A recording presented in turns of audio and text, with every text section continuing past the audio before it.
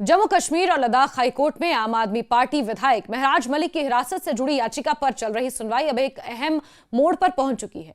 अदालत ने विस्तृत दलीलें सुनने के बाद मामले की अंतिम सुनवाई की तिथि 4 दिसंबर तय की है। यह मामला न केवल एक राजनीतिक हस्ती की गिरफ्तारी से जुड़ा है, बल्कि जम्मू कश्मीर की बदलती राजनीतिक और प्रशासनिक परिस्थितियों, पब्लिक सेफ्टी एक्ट पीएसए के उपयोग और नागरिक स्वतंत्रताओं पर उठ रहे सवालों को भी सामने लाता है। इसे समझने के लिए मामले की पृष्ठभूमि, कानूनी पहलुओं और अदालत में पेश की गई दलीलों को विस्तार से देखना जरूरी है। महराज मलिक जम्मू खित्ते की डोडा से विधायक हैं और 8 सितंबर को उन्हें कठोर पब्लिक सेफ्टी एक्ट यानी पीएसए के तहत हिरासत में लिया गया। पीएसए जम्मू कश्मीर में लंबे समय से एक विवादास्पद कानून रहा है, क्योंकि ये पुलिस और प्रशासन को ऐसे व्यक्तियों को बिना मुकदमे के 6 महीने या उससे अधिक समय तक हिरासत में रखने की अनुमति देता है, जिन्हें लोक व्यवस्था के लिए खतरा माना जाता है।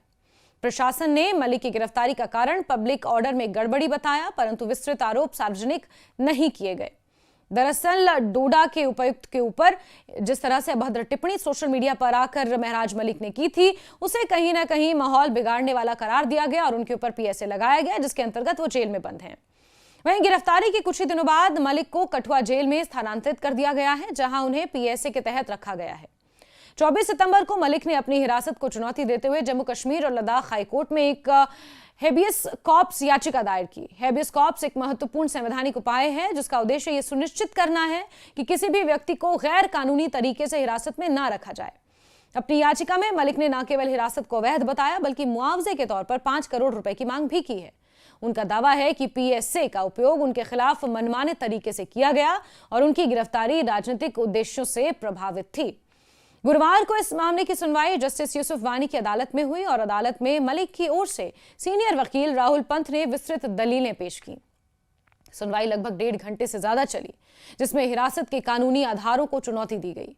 आम आदमी पार्टी प्रवक्ता और मलिक की लीगल टीम का हिस्सा अप्पू सिंह सलाथिया ने यह बताया कि राहुल पंथ ने जोर देकर कहा कि मलिक को पीएसए के तहत बंद करना कानून की स्पष्ट अवमानना है। उन्होंने यह भी बताया कि हिरासत में लिए जाने की प्रक्रिया में कई त्रुटियां हैं, यानी कि कई खामियां हैं, जैसे उचित आधारों का अभाव, नोटिस की कमी, कानून के दुरुपयोग के संकेत।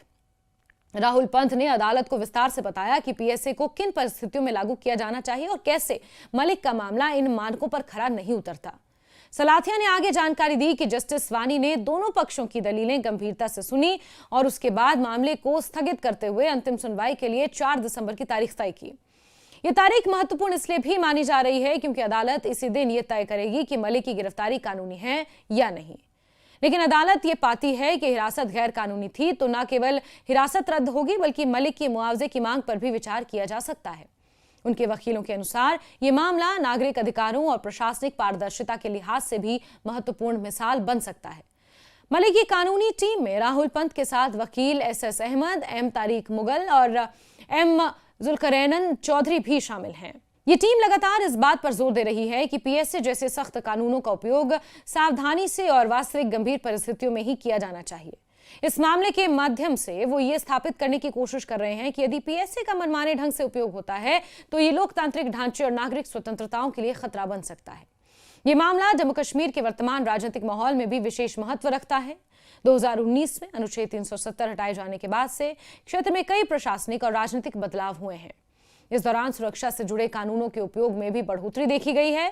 सरकार का तर्क है कि सुरक्षा और स्थिरता के लिए ऐसे कानून जरूरी हैं, जबकि विपक्षी दल और कई मानवाधिकार संगठन कहते हैं कि इनका प्रयोग अक्सर राजनीतिक विरोधियों को निशाना बनाने के लिए होता है।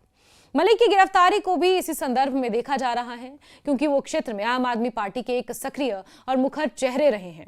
अदालत की आगामी सुनवाई को लेकर न केवल आम आदमी पार्टी समर्थक, बल्कि नागरिक समाज के कई लोग भी उत्सुक हैं। इस मामले के परिणाम का दूरगामी प्रभाव भी हो सकता है, न केवल मलिक की व्यक्तिगत स्वतंत्रता पर, बल्कि पीएसए जैसे कानूनों के उपयोग और भविष्य में उनकी सीमाओं पर। यदि अदालत प्रशासन पर कड़ी टिप्पणी करती है या हिरासत को अवैध ठहराती है तो यह भविष्य में ऐसे मामलों के लिए एक महत्वपूर्ण मार्गदर्शक सिद्धांत बन सकता है। 4 दिसंबर की सुनवाई न केवल एक कानूनी प्रक्रिया होगी, बल्कि एक ऐसा क्षण भी जो ये निर्धारित करेगा कि जम्मू कश्मीर में कानून, नागरिक स्वतंत्रता और राजनीतिक गतिविधियों के बीच संतुलन कितना प्रभावी ढंग से कायम रखा जा रहा है।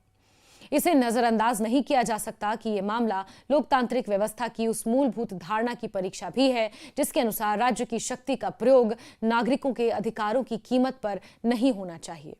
महराज मलिक, जो कि आम आदमी पार्टी के सिर्फ एकमात्र विधायक डोडा से हैं, जम्मू कश्मीर में वो पीएसए के अंतर्गत जेल में बंद हैं। जब उनकी गिरफ्तारी हो रही थी उस वक्त हमने एक बड़ा पॉलिटिकल ड्रामा देखा था। आम आदमी पार्टी नेता संजय सिंह जम्मू कश्मीर पहुंचे और उन्होंने कहा कि उन्हें गेस्ट हाउस अरेस्ट किया गया।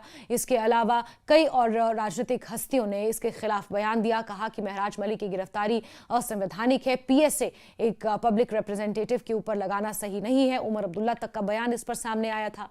आपको याद होगा कि मॉनसून सत्र जब शुरू हुआ था उसके ठीक पहले कांग्रेस पार्टी और नेशनल कॉन्फ्रेंस के विधायकों ने कुछ प्ले कार्ड्स लेकर एक तरह से विरोध प्रदर्शन किया था और विधानसभा के अंदर भी अवामी इत्तेहाद पार्टी की तरफ से विधायक ने इस मुद्दे को उठाने की कोशिश की थी। महराज मलिक की गिरफ्तारी का विरोध एक तरह से किया था और जब से उनकी गिरफ्तारी हुई है तब से लगातार विरोध किया जा रहा है। प्रशासन पर सवाल उठाए जा रहे हैं, पीएसए पर सवाल उठाए जा रहे हैं। पब्लिक सेफ्टी एक्ट के तहत महराज मलिक की जो गिरफ्तारी है उसे असंवैधानिक करार दिया जा रहा है और महराज मलिक ने खुद इसे चुनौती दी है। इस पर सुनवाई चल रही है, मामला सब जुडिस है और ऐसे में अंतिम सुनवाई 4 दिसंबर को होनी है जिस पर सभी की निगाहें टिकी हुई हैं।